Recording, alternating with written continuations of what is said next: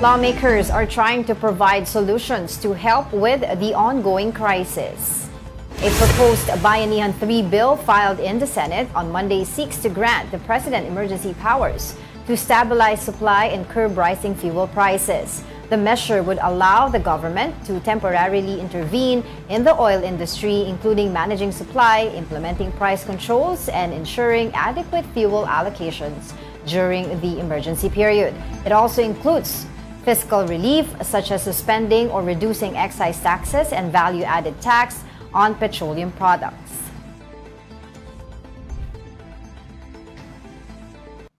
Joining us now is Dr. Froilan Calilong, faculty of the Department of Political Science and the Graduate School at the University of Santo Tomas. Good morning. Thank you for joining us.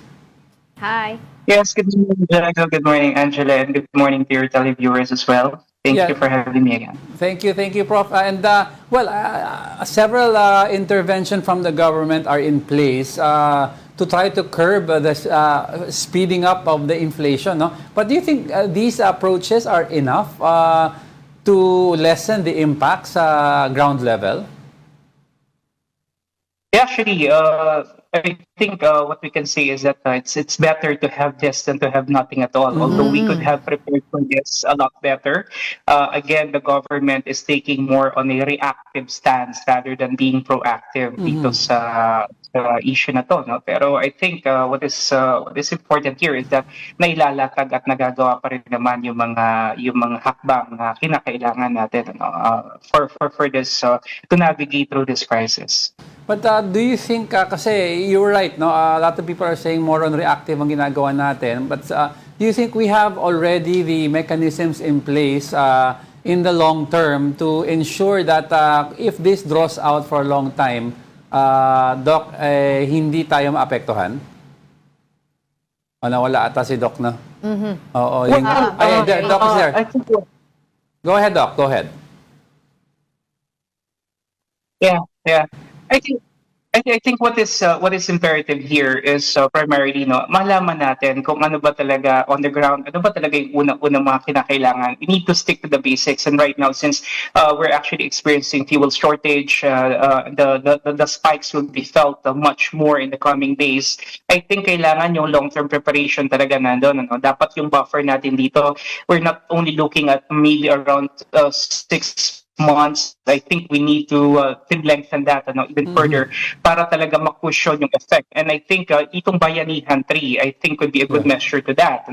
I think what is imperative here, again, is that itong Bayanihan 3, hindi lamang dapat siya naka-anchor doon sa ayuda system. Yung ayuda system natin na ginawa nung COVID-19 response. I think it should go beyond that. Okay, and right now I think we have better mechanisms. We have the national ID system, nandiyan yung LGU databases, at mas maganda rito sana kung yung pagbibigay ng ayuda is magagawa natin digitally, and that will definitely curb down corruption. Pwedeng mawala din dito yung ma-dispel natin dito yung agam-agam ng publiko na baka mapupunta na naman sa magandang kamay yung pera na inaalat sana para sa mga mahihirap nating kababayan. All these things, kinakailangan natuto na tayo from the previous Bayanihans. So, mas maganda kung mas mailalatag natin siya ng tama. At hindi lang dapat ayuda, Diego, Angela. Kailangan nakafocus talaga tayo doon sa structural long-term economic relief, particularly on how we could ensure na yung hindi lamang yung mga manggagawa natin, kundi yung mga SMS, small and medium-scale enterprises, masisiguro na yung kanilang mga manggagawa ma-retain nila dito sa crisis na kinakaharap natin right now. Well, there is an ongoing debate whether should the President whether suspend or reduce taxes on petroleum products or wag, because of course number one, we will lose 136 billion of revenue. Yun ang isa sa mga sinasabi nila. And while it benefits the poor, ganun din ang mga mayayaman. So sinasabi nila parang it's not really inclusive. Itong if ever itong suspension or reducing ng taxes. Your thoughts on that? Well, number one, I think drastic times really call for drastic measures. Ano? And I believe na kung talagang desidido at talagang mayroong firm resolute dito yung ating pamahalaan, na talagang cushion yung effect nitong crisis na to no, on all segments of the society. I think this is a very good measure to begin with, because when you suspend the excise tax, it definitely cuts across all the various sectors and segments of the society, including, of course, the middle class. No? And alam naman natin, middle class talaga ang bumabalikat ng mas malaking percentage Yeah. ng tax burden ng ating bansa. No? And I think it's imperative na maramdaman din naman nila no, na yung gobyerno nandito rin para sa kanila. So I think in other countries actually very swift yung kanilang naging measures, especially in cutting down the excise tax. Actually yun yung unang ginawa. And I really don't understand why in the Philippines medyo natatagalan tayo na tanggalin ito. No, actually may mga iba pa nga tayong senators, I believe, like Ping Lacson, who is I think against the cutting down of the excise tax. When in fact this is something na kailangan ng ating mga kababayan at this point. Well, it's good that you mentioned about the middle class because sila yung mga talagang umaaray ngayon because during the pandemic, 'di ba, ang sabi nga nila, they're too rich to receive ayuda and too poor to receive yung mga tax cuts from the businesses. So, do you think that the government right now is really addressing once and for all yung mga pangangailangan naman ng middle class natin dahil sila naman tayo din naman talaga yung nagbabayad din ng mga taxes. Yeah, I think it's important maramdaman naman natin no, ng mga middle class right now na talagang nandiyan din naman yung gobyerno para sa atin. Kasi nga nakita yung epekto nito is really not only felt in the gas stations, it will definitely be felt most likely sa ating groceries, sa ating mga binibili. No, the inflation will really hit hard. No, the recession is actually looming in the horizon. Yeah. And I think it's but imperative na kung tayo ay matagal na nating binabalikat itong tax burden na to, maramdaman naman natin sana ngayon. Kaya nga may mga may mga ibang mga nabasa ako ng mga bills, measures that are filed in the Congress like House Bill 8821, which was filed by Congressman Robert Nazal of Bagong Henerasyon Party List, na talagang ang struktura talagang paglalatag hindi lamang nung immediate nung immediate cushioning effect, kundi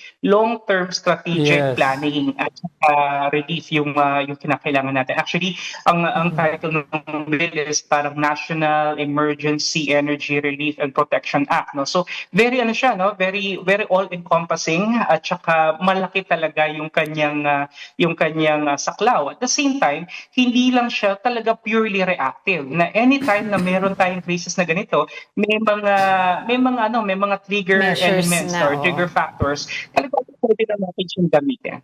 And moving forward, Doc, do you think it's high time we should review yung tax system natin? Because we have multiple taxes upon taxes. We have VAT, EVAT. Ngayon, I'll take one into account before I ask for your opinion. For example, the middle class daw on the average puts in 20 liters of gasoline. Now, sa 20 liters, Right. Could you imagine, sa VAT pa lang, magkano ang masisave kung tinanggal mo yon? Mawawalang pera sa ayuda system, pero yung effect naman sa middle class is we have more spending power. That is right. Actually, there are two ways really of curbing corruption, rather inflation at this point in time. One is, of course, increase the purchasing power of the peso, which I think right now medyo wala yun sa ating mga kamay primarily because this is conditioned by exogenous factors, especially yung mga nangyayari sa labas ng bansa. Pero what we actually have in our hands right now and what the government could do is to, syempre, nandito na tayo sa emergency situation. Nagdeklara na nga sila ng 1-year national emergency. Number one, makakayanin na natin magtakda ng mga price ceilings, no? The TTI should actually take the lead in this, ano? And syempre kailangan ma-monitor talaga yung presyo ng mga bilihin para masiguro na kahit hindi man tumaas yung ating sweldo, at least kahit paano yung bilihin, hindi naman din aalagwa ng sobra to the point na may iwanan talaga yung mamimiling Pilipino. I think these are things that we really need to take into consideration. Plus, the fact na meron talaga dapat ginagawa. Hindi lamang yung national government, even the local government units should actually have started, with their own respective databases. Kinakailangan meron na rin silang mga trabaho na kumbaga nasa pipeline para talaga yung immediate cash for work mechanisms ay nandyan talaga. Because I think yun ang kinakailangan talaga natin ngayon. And syempre kailangan din yung ibang mga social services hindi rin mawawala, like health, education, among others. And the most important thing here, Diego, Angela, I think is yung accountability, no, should be there. Ideally, dapat meron tayong real-time dashboard, no, nakikita natin kung kanina napunta, saan napunta. We could utilize blockchain technology para masiguro natin. Kasi ang pinaka-worst na mangyayari, I believe, is that nandito na tayo sa crisis and yet magkakaroon pa ng mga pagsasamantala yung ibang mga nasa posisyon. I think that's the worst thing that could happen. Well, I like what you said, accountability, because I remember during the COVID-19 pandemic, nagkaroon din ng mga, kumbaga, nag-abuso dyan, di ba, sa law na yan, at dapat ngayon maging transparent sila where they will get the funding for this law. No? But on the side of another topic, I want to ask you regarding the geopolitical aspect of this crisis. Recently, nakipag-usap tayo sa Iran and yun nga, nagkaroon tayo ng free passage daw or safe passage rather doon sa Strait of Hormuz. Do you think tama itong ginawa ng DFA doon sa aspetong yun? Or kasi others are saying baka daw magkaroon ng strain yung relationship natin because ang alay natin ay US. Well, I think no, the first thing we need to understand is that we are a non-belligerent country here. No? Though we are traditional allies with the US, ito naman is hindi naman tayo nagpapakita ng pagkalas sa US in the first place. No? What we're trying to really go for here, tinatawag nating self-preservation mode pa rin naman because we really want to ensure na hindi man natin mapababa yung presyo ng langis, at least hindi tayo magkukulang. No? And I think this is something that Iran actually also would want to recognize. So it does not change the fact that we're trying to be open. After all, ito naman talaga yung foreign policy nga na binabanggit ng ating Pangulo mula pa nung simula, that we are a friend to all and an enemy to none. So even if the United States is locked in a war right now with Iran, it doesn't mean that we're also going to do the same thing. And I think Iran actually sees this. No? Pero ang siguro mas mahalaga na makita natin dito is what will be the long-term effects of this war, especially na ito nga nakikita natin na medyo nag-escalate talaga siya ngayon, and it's going sabihin na natin medyo malayo-layo talaga yung tatakbuhin ito, and we really need to prepare for that, the long term. I think that's the more important thing. Right. Maraming salamat po as always sa inyong oras. Of course, and insights, Dr. Froilan Calilong, Faculty of the Department of Political Science at the Graduate School at the University of Santo Tomas. Thank you so much for your time.